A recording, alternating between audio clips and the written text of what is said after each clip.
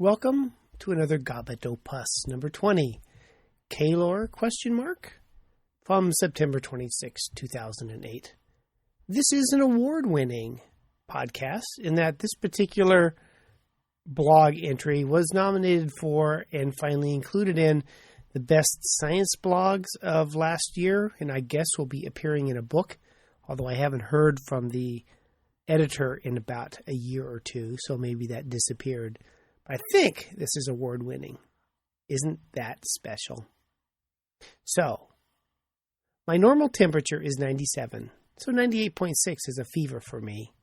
I hear a version of that phrase at least once a week. But is it true? What is normal body temperature? 98.6. A boy band? The average IQ of the Bush administration? The marking on a mercury thermometer?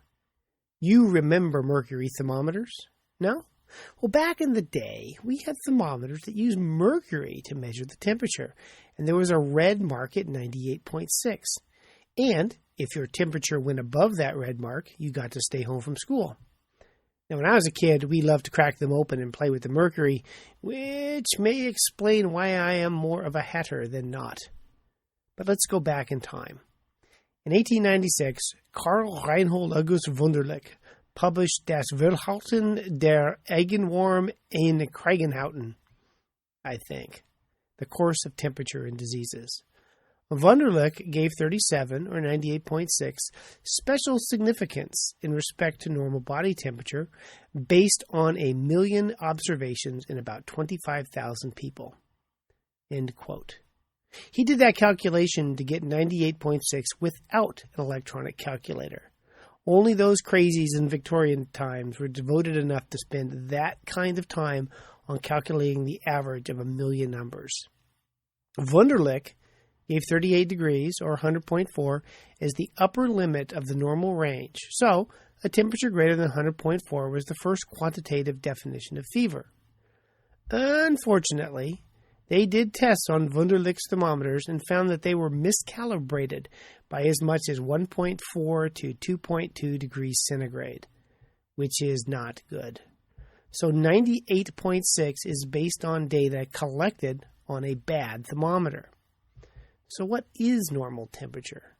In 1992, Phil Makoviak, using modern thermometers, measured 700 baseline oral temperatures in 148 men and women between the ages of 18 and 40. I think they were college students, so they were all at least hungover or stoned.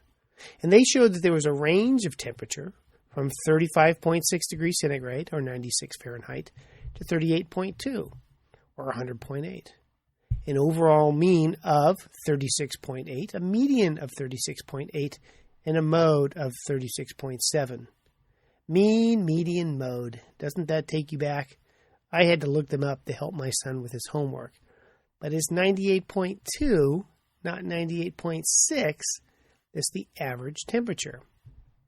And temperature varies during the day, with a nadir, not Ralph Nader, but a low point at 6 a.m., and a zenith, not the television, but the high point, at 4 to 6 p.m.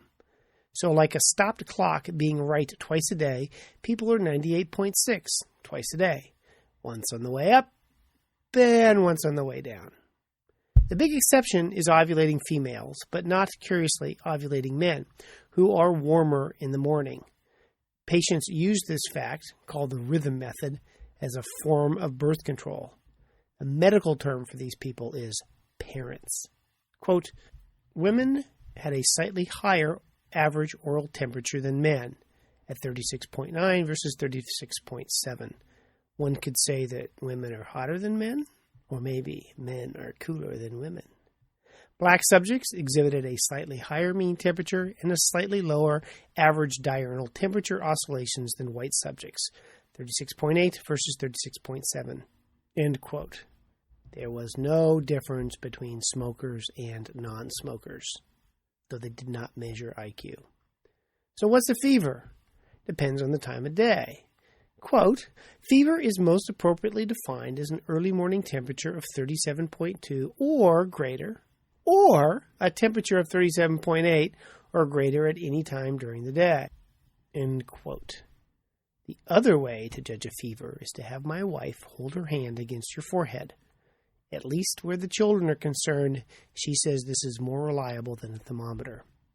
This is of practical importance, as I have seen a couple of patients a year with the diagnosis of fever of unknown origin who, it turns out, took their temperature at 4 in the afternoon, and by golly, it was 99.9, as it was on each subsequent day. Well, since normal temperature is 98.6, they have a fever. Patients can get thousands of dollars wasted on the workup of these non-existent fevers. Normal temperature, 98.6, is one of many medical misunderstandings. The mean is actually 98.2, and it will vary by 1.5 degrees during the day. Now that I've done Calor, I suppose I now need to do Rubor, Dolor, and Tumor as well. The relevant article was from JAMA, Volume 268, Number 12, September 23, 1992. A critical appraisal of 98.6 degrees Fahrenheit, the upper limit of normal body temperature, and other legacies of Karl Reinhold August Wunderlich. Everybody who looks at vital signs needs to read this paper. And that ends another award-winning Gobbet Opus.